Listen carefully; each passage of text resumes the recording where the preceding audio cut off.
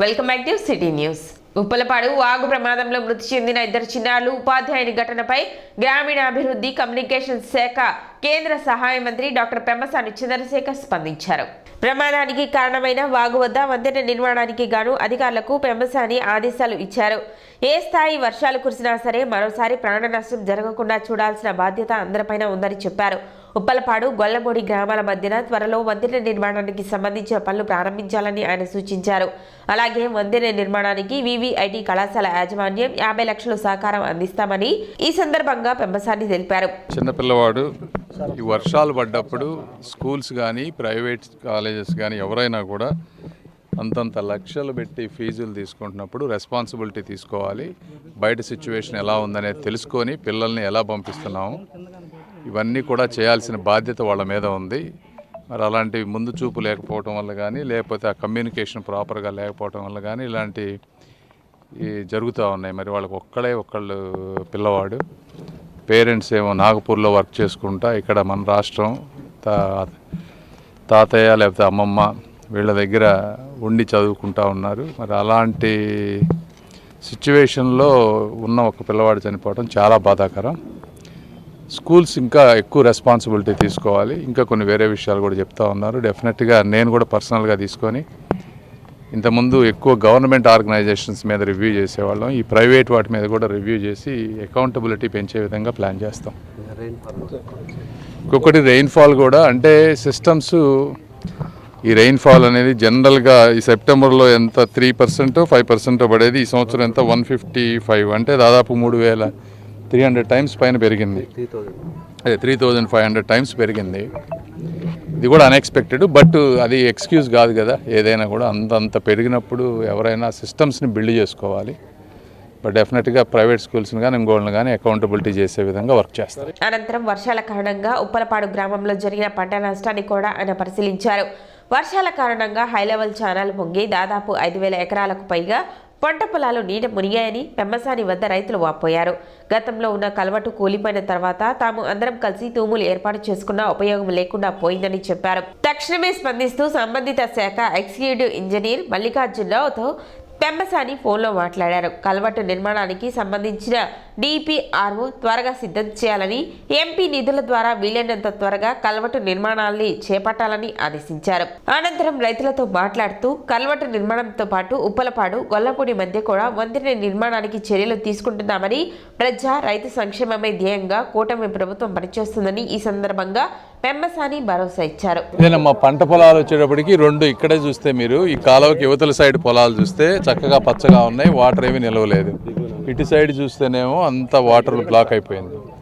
ఎందుకు బ్లాక్ అయిపోయినాయి అంటే గత 5-6 ఏళ్లలో పంట కాలువల్లో ఈ డ్రైనేజీల్లో వీటన్నిటిని క్లీన్ చేయకపోవటం, ఆ గుర్రపు డెక్ అంతా పేరుకుపోవటం, బ్యాక్ వాటర్ వచ్చేసి ఇవన్నీ ఫిల్ అయిపోయినాయి. సో మెయింటెనెన్స్, రెగ్యులర్ మెయింటెనెన్స్, ఇంతకుముందు తెలుగుదేశం పార్టీ ఉన్నప్పుడు ఎవ్రీ ఇయర్ దీన్ని మార్చి ఏప్రిల్లోనే, అంటే ఇవన్నీ వర్షాలు రాకముందే క్లీన్ చేసేవాళ్ళు. ఈ చేయకపోవడం వల్ల ఇవాళ ఇలాంటి ప్రాబ్లమ్స్ అన్నీ ఉన్నాయి. సరే, ఇప్పుడు మా గవర్నమెంట్ వచ్చింది కాబట్టి తప్పనిసరిగా వీటిని ఈ సంవత్సరం నుంచి ఇంకా పక్కా ప్రణాళికతో చేసి నెక్స్ట్ ఇయర్ నుంచి ఇలాంటి ప్రాబ్లమ్స్ లేకుండా చూస్తాం. అది ఇంకోటి, ఇంత వర్షం కూడా ఎప్పుడు ఎక్స్పెక్ట్ చేయలేదు. బట్ ఇలాంటి వర్షం పడ్డా కూడా ముందు ఎన్విరాన్మెంటల్ చేంజెస్ వల్ల ఎక్కువ ఇట్లాంటివి వచ్చే అవకాశం ఉంది. వచ్చినా కూడా రెసిలియంట్గా ఉండే విధంగా సిస్టమ్స్ వర్క్ చేయాలి. దాని విధంగా మేము కృషి చేస్తాం. లోకల్గా గ్రామాలతో మాట్లాడి వాళ్ళ ఇన్పుట్స్ తీసుకొని చేస్తాం తప్పకుండా. ఇది నష్టం అనేది అదేనమ్మా. ఇంక ఇప్పుడు ఈ 1-2 డేస్లో కనుక వాటర్ కనుక వెళ్ళిపోతే ఎక్కువ నష్టం. ఇప్పుడు తీసి చూసాం, మరి ఇప్పుడు ప్రస్తుతానికి బాగానే ఉంది. నష్టం ఏదన్నా జరిగితే తప్పనిసరిగా అలాంటివి ఏమైనా ఉంటే చేస్తాం. ఎందుకంటే మీరు చూస్తే తెలుగుదేశం పార్టీ వచ్చిన వెంటనే రైతులకు ఇవ్వాల్సిన డబ్బంతా కూడా ప్రయారిటీ బేసిస్ మీద నిన్న కూటమి ప్రభుత్వం ఇచ్చింది. సో రైతులకు ఎప్పుడు ప్రాధాన్యత ఇస్తాం. చంద్రబాబు నాయుడు కాలనీలో రేషన్ పంపిణీని మినిస్టర్ మనోహర్ పరిశీలించారు. రేషన్ పంపిణీ చేస్తున్న ఎండిఎం వాహనాన్ని మనోహర్ తనిఖీలు చేశారు. ప్రజలకు సక్రమంగా రేషన్ పంపిణీ చేస్తున్నారా లేదా అంటూ స్థానికులను అడిగి వివరాలు తెలుసుకున్నారు. కాటాను పరిశీలించి తూకం సరిగ్గా ఉందా లేదా తనిఖీ చేశారు. పంచదార ప్యాకెట్లు డ్యామేజ్ అయినవి గుర్తించి వెంటనే వాటిని తిరిగి పంపించి వేయాలని డీలర్ను ఆదేశించారు.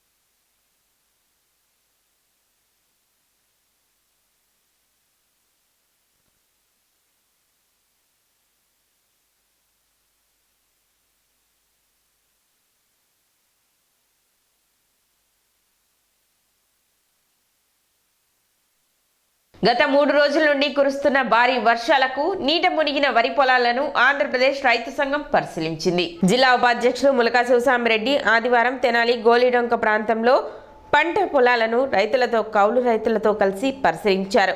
ఈ సందర్భంగా తెనాలి వచ్చిన వ్యవసాయ శాఖ జిల్లా అధికారి నున్నా వెంకటేశ్వర్లకు డెల్టా ప్రాంతంలో 170 మంది కౌలు రైతులు ఉన్నారని, వారికి ప్రభుత్వం ఇచ్చే ఎటువంటి సదుపాయాలు అందడం లేదని, దాని ఫలితంగా నష్టపోతున్నారని, వారికి CCRC కార్డులు ఇప్పించేందుకు కృషి చేయాలని విజ్ఞప్తి చేశారు.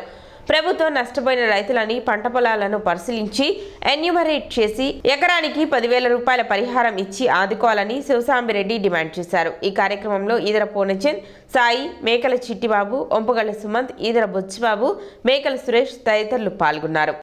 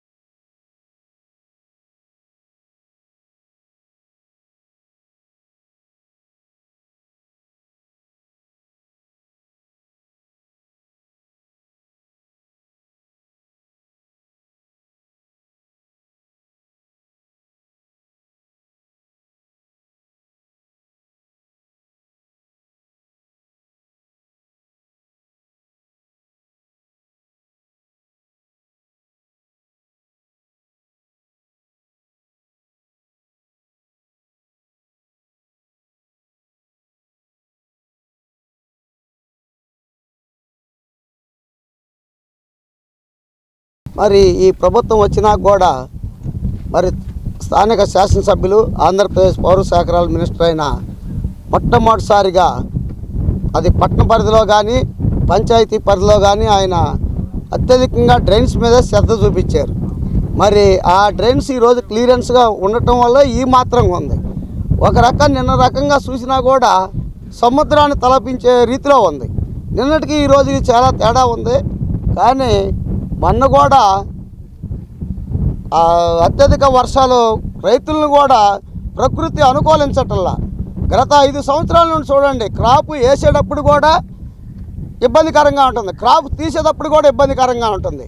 అంతిమంగా రైతు నష్టపోతున్నాడు. ఎప్పుడైతే రైతు నష్టపోతాడో భారతదేశ ప్రజానికానికి మొత్తం మీద కూడా ఇది పడుద్ది. అధికారులందరూ కూడా ప్రజాప్రతినిధికి స్పష్టంగా ఇక్కడ ఏం జరుగుతుందో అది తెలియజేయాలి. మొన్న ఏం చేశారు అంటే గుంటూరు జిల్లాలో ఏమీ నష్టం జరగలేదని చెప్పి నివేదికలు పంపించారంట. దానివల్ల 2 సార్లు 3 సార్లు ఎదబెట్టిన వాళ్ళు ఉన్నారు. దానివల్ల అంతిమంగా మేము నష్టపోయామని చెప్పి మీ మీడియం వర్కింగ్ ఎలక్ట్రికల్ మీడియం వర్కింగ్గా మీకు తెలియజేసుకుంటున్నాం. మీరు ప్రజాప్రతినిధులకి గ్రోత్లోకి వచ్చినప్పుడు ఇక్కడ ఏం జరుగుతుందో చెప్పండి. మీరు అడుగులకు మడుగులు ఎత్తి ఆడేదో తొత్తులేదో చెబితే ఆర్థికంగా రైతు నష్టపోతాడు. రైతు నష్టపోయినప్పుడు వ్యాపారస్తులు, ప్రజలు, కార్మికులు యావత్తు కొన్ని దేశాలు చూడండి ఆహార సమస్య కొరత వచ్చి విలవిల్లాడిపోతున్నాయి. అదే పరిస్థితి భారతదేశానికి వచ్చిందని చెప్పి నేను తెలుసుకుంటూ, ఈ ప్రకృతి వైపరీత్యం గత 20 సంవత్సరాల క్రితం డిసెంబర్లో ఇదే విధంగా 18 సెంటీమీటర్ల వర్షం కురిసిందండి. అయితే ఏంటంటే దురదృష్టంలో అదృష్టం ఏంటంటే ఈ గత 5 సంవత్సరాల నుండి ఈ డ్రైన్లు, కాలువలు ఎవరేం పట్టించుకోలేదు. ఇప్పుడు మాత్రం ఈ కాలువలు, డ్రైన్లు అన్నీ శుభ్రం చేసి ఉండటం వలన నిన్నటికి ఈ రోజుకి తేడా కనపడుతుంది. మన అదృష్టం బాగుండి 2-3 రోజుల్లో కొంత అన్న తగ్గితే కొంత పైరన్నా దక్కుతుంది. అయితే ఏంటంటే దీనికి ఆల్టర్నేటివ్గా రైతుకి ప్రభుత్వం చేయూతనిచ్చి ఎరువులు అవి ఇచ్చి రైతుని ఆదుకోవాలని చెప్పి మేము కోరుకుంటున్నాం. నేను ఒక 20 ఎకరాలు కౌలుకి వేస్తానండి. ఒక 12-13 వేల రూపాయలు ఖర్చు వచ్చింది సార్ ఇప్పటి వరకు. ఇవి మరలా నాటుకుందాం అన్నా కూడా కనీసం ఇప్పుడు నారు లేదు, నారు కొనాలన్నా చాలా ఖరీదు అవుద్ది. గవర్నమెంట్ వారు ఏదన్నా మాకు ఆర్థిక సహాయంగా ఏమైనా ఇస్తే మేము మరలా ఏమైనా నాటుకోవడానికి అవకాశం ఉంటుంది సార్. ఏమీ కనపడతలేదు, పాసిపోతుంది. మొన్న రాత్రి పడిన అకాల వర్షంతో పంటలు 50 రోజుల వయసు ఉన్న పంటలు కూడా పూర్తిగా మునిగిపోయి, ఇంతవరకు మేము ఎప్పుడూ చూడనంత వర్షం పూర్తిగా మునిగిపోయి, నీట మునిగిపోయి ఉన్నాయి.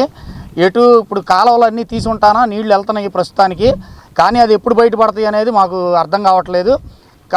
గవర్నమెంట్ ఎమ్మటే స్పందించి మాకు నష్టపరిహారం చూడాలని చెప్పి మేము కోరుకుంటున్నాం. నేను 70 ఎకరాల దాకా చేస్తానండి. ఆల్రెడీ ఒకసారి ఎదబెట్టాము. అప్పుడు వర్షాలు వచ్చి మొత్తం మునిగిపోయినాయి. మళ్ళీ పెద్దది పెట్టాము, కొన్నేమో నాట్లు వేసాము. ఇప్పుడు పూర్తిగా మొత్తం మునిగిపోయింది. ఎకరానికి 12,000 దాకా ఖర్చు పెట్టున్నాము. ఇప్పుడు దానికి తగ్గట్టుగా ప్రభుత్వం స్పందించాలని చెప్పి కోరుకుంటున్నాం. ఇప్పుడు చిన్న విరామం.